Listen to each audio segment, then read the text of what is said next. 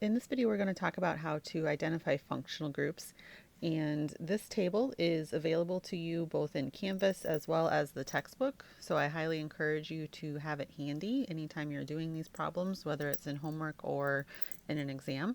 I don't expect you to have these memorized or to be able to do this without having this resource available to you. So make sure you either have it open up on your computer or have it printed out and ready to use whenever you're trying to do these problems. So a few things to point out. There is some color coding. So these red circles represent hydrocarbons. So they have only hydrogen and carbon in them. You talked about those back in chapter 8. The blue are your oxygen heteroatomics. So they're molecules that all have oxygen atoms in them. Then there's one halogen heteroatomic. So anything that has a halogen, which is group 7. Green, which is all the way across the middle of the table, are your carbonyl compounds. So the key with the carbonyl is that you have a carbon-oxygen double bond. So notice that all of them have at least one of those. Then your pink circles are nitrogen-based, so that means they have a nitrogen in them. There's one that's sulfur-based, and then you have the aromatics, which all have that six-membered ring that alternates double and single bonds. So when you're doing these, you're going to want to look at the structure and pick out things that stand out at you. So something other than just carbon and hydrogen, especially carbon-carbon single bonds. So if we look at this first structure, what pops out at me is this OH group. Okay. The other thing to keep in mind is if you look at all of these structures in the table, you see R, and R just represents any kind of carbon chain. Right? So it's just a generic placeholder. What's being pointed out and emphasized are the actual functional groups. So that R can represent any kind of carbon chain. So if I look back at this first example, I have the OH and then I have a carbon group that's attached to it. So this carbon group is what we would consider R, and then that is attached to the OH. So what I'm going to look for on my functional group table is our OH. So there's an oxygen present. There's no carbon-oxygen double bond, so this is going to be an oxygen heteroatomic. So if I look at those three choices, I have alcohol, ether, and epoxide. So the three right here. And I'll look and see that the ROH I see right here in the alcohol. I don't see that in the other two. So that means this first functional group is an alcohol. All right. If I look at the next example, I again see that I have my oxygen and it's attached to what looks to be complicated, but everything else here are carbons, which would represent the R group. And then the other kind of key feature here is that I do have this three-membered ring, which if I notice in my oxygen heteroatomics, I have that three-membered ring with the R groups attached for the epoxide. So that's what this structure is. It's an epoxide. So notice you're just looking for patterns, okay? So if I look at the next example, here's my oxygen again. Then I have R groups on either side of it. Again, I don't really care what they are, but they're all just carbons, so they're R groups. So what I have in this case is R, O with another R. Okay, so then if I look down at my table, I'll see that I have ROR, which is an ether.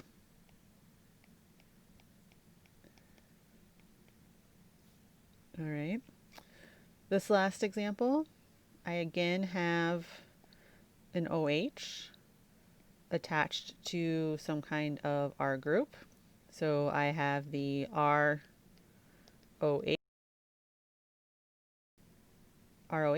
and that again is an alcohol.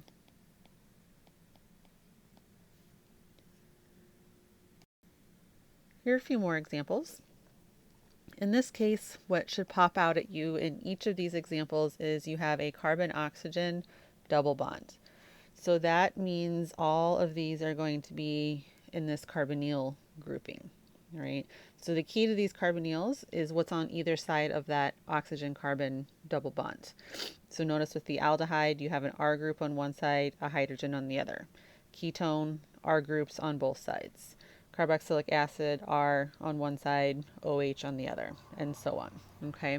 So if I look at this first example, I see I have carbons on one side, carbons on the other side. So that means I have R groups on both sides of that carbon-oxygen double bond. So this is going to be, if I find carbonyl, carbons on both sides, it is a ketone. Okay, if we look at the next example, we have R group on one side. The other side is just an H. So I have R, carbonyl, H. So in that case, if I find that one on my carbonyl groups here, R on one side, hydrogen on the other, that makes this one an aldehyde.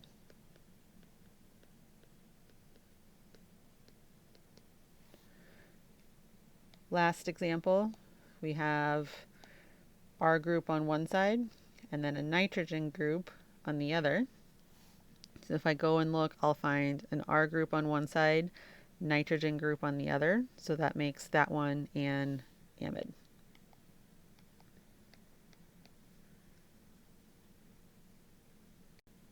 So hopefully you're starting to see, picking out patterns here.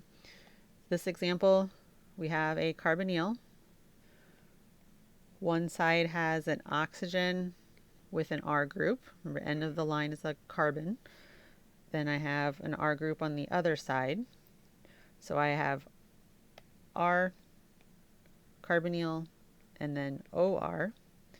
So in that case, if I find that on my excuse me, carbonyl list here, I have R on one side, OR on the other. So I'm looking at an ester.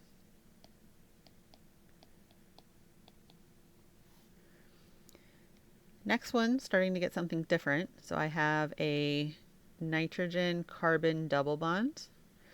So now I'm looking at my nitrogen heteroatomics. So I'm going to be somewhere down here in these pink options.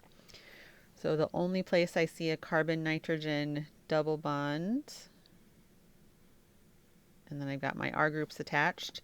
So here's one R group, 2, 3.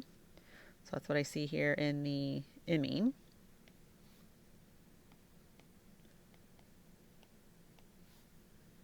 Next example, we have a carbon-oxygen double bond, but then also double bonded to a nitrogen with then an R group coming off of the nitrogen. So that looks like this group down here. So this will be an isocyanate.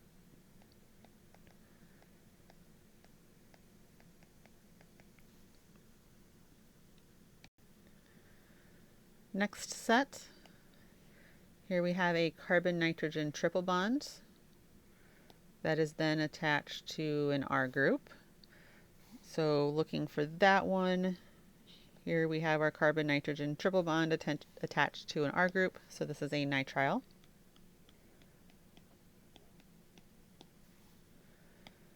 Next one, we have an NH2 attached to an R group. So the NH2 attached to an R group is an amine, an amine, different than imine. Do notice that if we look back up in the carbonyls, I have an NH2, but it's directly attached to that CO double bond, which I don't have in this example. So this one is an amine.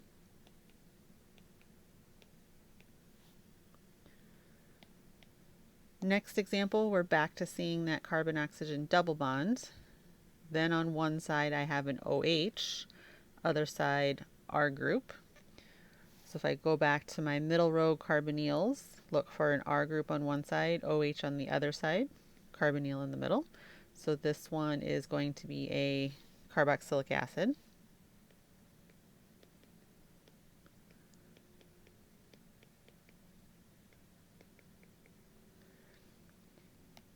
Next example, again, carbonyl in the middle.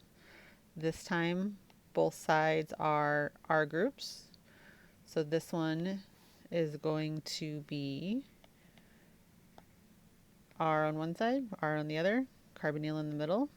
This one's a ketone. Last example, we'll notice that everything is carbons. So this is going to be one of our hydrocarbons. The key in this is that there is a carbon-carbon double bond. So our carbon-carbon double bonds, if we remember back to chapter 8, is an alkene.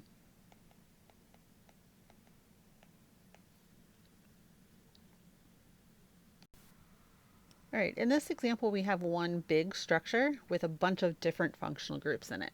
So here what you need to do is, again, look in on atoms other than carbons. So the letters that are popping out at you should indicate a functional group. And stick to that very specific area when you're trying to figure it out. And I'll show you what I mean here in a second. So I'm just going to start on the left-hand side and kind of work my way across. So the first thing I come to is this NH2, right? It's then attached to a carbon. And I don't care about everything else. I just know it's an NH2 attached to a carbon, which is an R group. And we saw previously NH2 attached to R is an amine. So right here I have an amine functional group. If I work my way across, I come to this carbon-oxygen double bond. So it's a carbonyl. So it's going to be something from the middle of this table. I look and I see one side I have a carbon, which is an R group. The other side I have an oxygen carbon, so OR. So the carbonyl with an R group on one side, OR on the other side, is going to be the ester.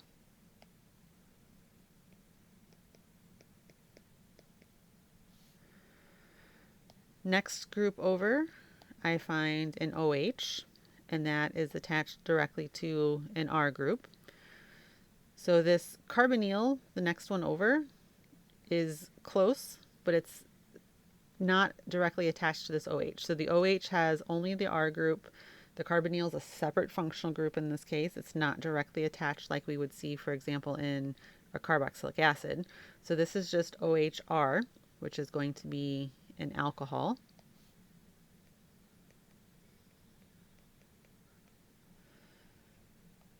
Then next, I'm going to come to the carbon-oxygen double bond carbonyl, and it's attached to an R group on both sides.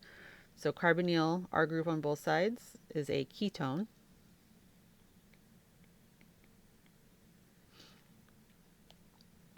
Next atom I see that's different is oxygen.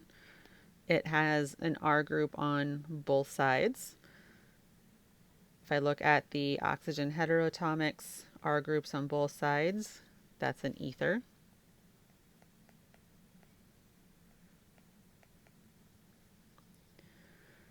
Next group I see, I've got nitrogen double bonded to carbon, double bonded to oxygen.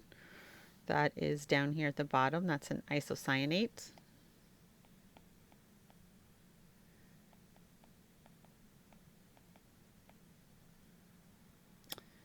Then my last group is a nitrogen-nitrogen double bond, which I see here at the bottom is an azo compound. Okay, so that's how you would find your functional groups in a big structure. Kind of work one by one, looking for atoms other than carbon. Stick to that very specific region. Don't try to look too far out and try to make things one big functional group. They're all individual functional groups.